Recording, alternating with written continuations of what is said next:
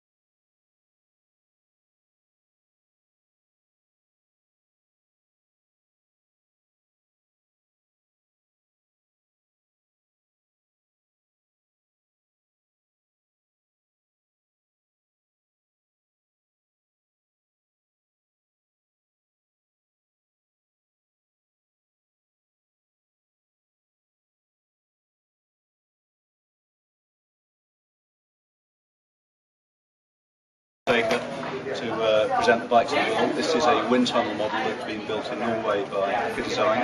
It's the first time we've had the bike in a physical realisation. It's actually a pretty exciting moment. So Matt, this is the ES1. The bike's motivated by low aerodynamic drag and very, very low weight.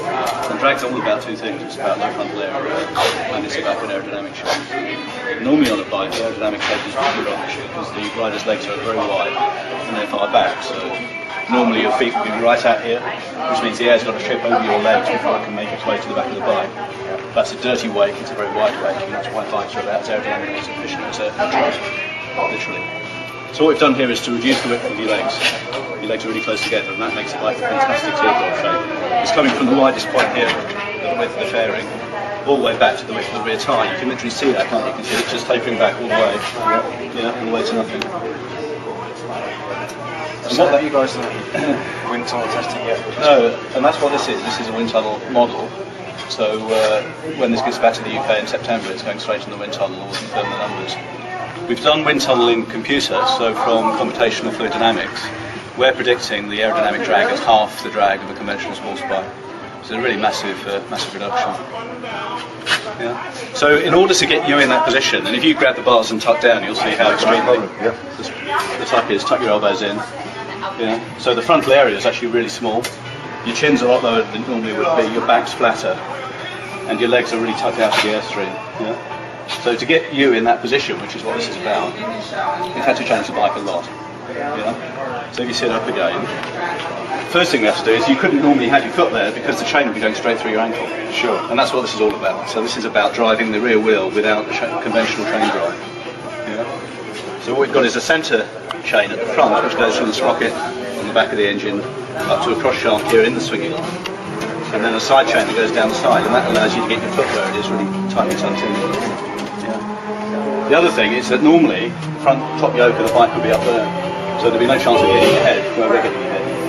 And the whole line here is a lot lower. So those two things are enabling you to get really tight on the bike, and that's what's helping the aerodynamic drag. Yeah, so the radiators here are above the front wheel on either side of the front suspension. Normally you can't do that with telescopic fault, because the fault would be out to here and there'll be no space. We've done it because our front suspension creates space up there. And what that does is to provide an unimpeded airflow straight onto the rads. Normally on a sports bike it's pretty bad because the radiators are hiding behind the front wheel and behind the front forks. They're down here, you can hardly see the rads. So what we've got is an unimpeded flow onto the rads and an electric duct out the side, so it's fully ducted. The air from the rads doesn't flow around the engine, it's straight out the side, and that gives a much more efficient cooling than it would normally be, and that helps drag as well. The engine in here is 1000cc inline 4, cylinder head is here, right across the width of the engine, so your knee is literally right behind the electronic, which is running here into the airbox. The airbox is from here, fuel tank is from here. When are you guys sort of hoping to have a production model ready? I understand there's going to be 10 pre-production models. We're doing 10 very, very high spec exclusive prototypes, which will, the target is to have them done next year, and then getting into more serious production the year after that. It's still not going to be large volume, it's not going to be thousands of bikes, the target is hundreds of bikes a year.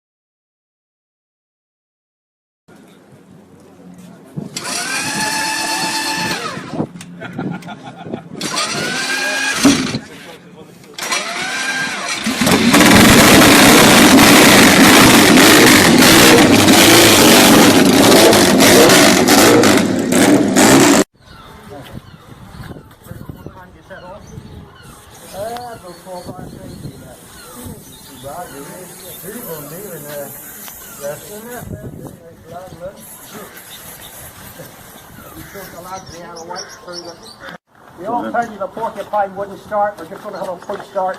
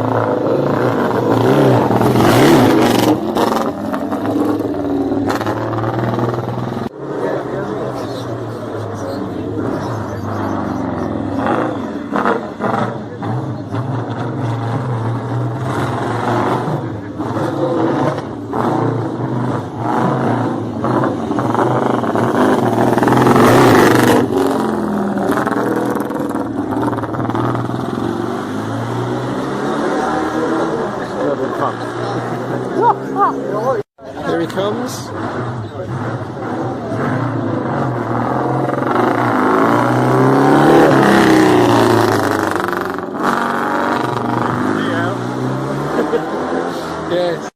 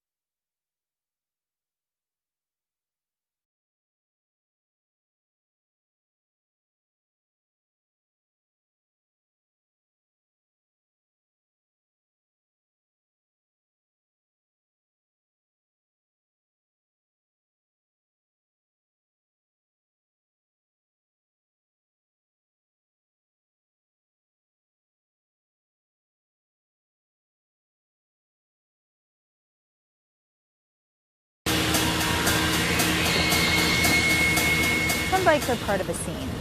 Others, like the P120 Fighter, are the scene. Cranking 160 horsepower from its 120 cubic inch radial twin, Confederate Motors' latest not only guns it and runs it, it blazes a distinct and stylized path in American motorcycling. This is the black flag version of the P120 Fighter, and clearly it doesn't look like anything else out there on the road. What's cool about Confederate from a design point of view is that they really challenge every single piece on the bike and think of, why does it even have to look the way it does? Why does it have to go where it does? It takes 120 hours to assemble the 480 parts on the Fighter, and many of those parts aren't found in the usual places. The underslung dual exhaust puffs onto the rider's gear shifting foot. The oil tank is a canister just below the handlebars, with windows on either side that show the 2050 oil churning. The P120 Fighter has a hot rod-esque 63-inch wheelbase and a 240mm balloon for a back tire, but its rake and trail are well proportioned, so while it didn't exactly corner like a Ducati, it didn't send me into oncoming traffic either. There's a level of menace to the P120 Fighter. The transmission drive belt is exposed and could very well have chewed off my boot if the pegs weren't placed properly. This seat looks like your butt could be stuck in a bear trap, but it's actually pretty comfortable. This is not a bike for the arthritic. The clutch is stiff. Confederate's inspiration for the P120 Fighter was the outlaw motorcycle clubs of the 60s. Outlaw motorcycling being born from World War II fighter pilots, it follows that Confederate would look to aircraft for some of the P120 Fighter's inspiration, such as its riveted monocoque backbone, bulkhead, and fuselage side plate construction, which are all made from aircraft-grade aluminum. The squishy rubber buttons and silver toggle switches that operate the turn signals, horn, ignition, and high beams are more likely to be found in the cockpit of a Piper Cub than a motorcycle. Starting at $72,000, the P120 Fighter isn't cheap, nor is it common. Just 63 will be produced, making the P120 Fighter the perfect rebel yell for the rich. For the Los Angeles Times, I'm Susan Carpenter.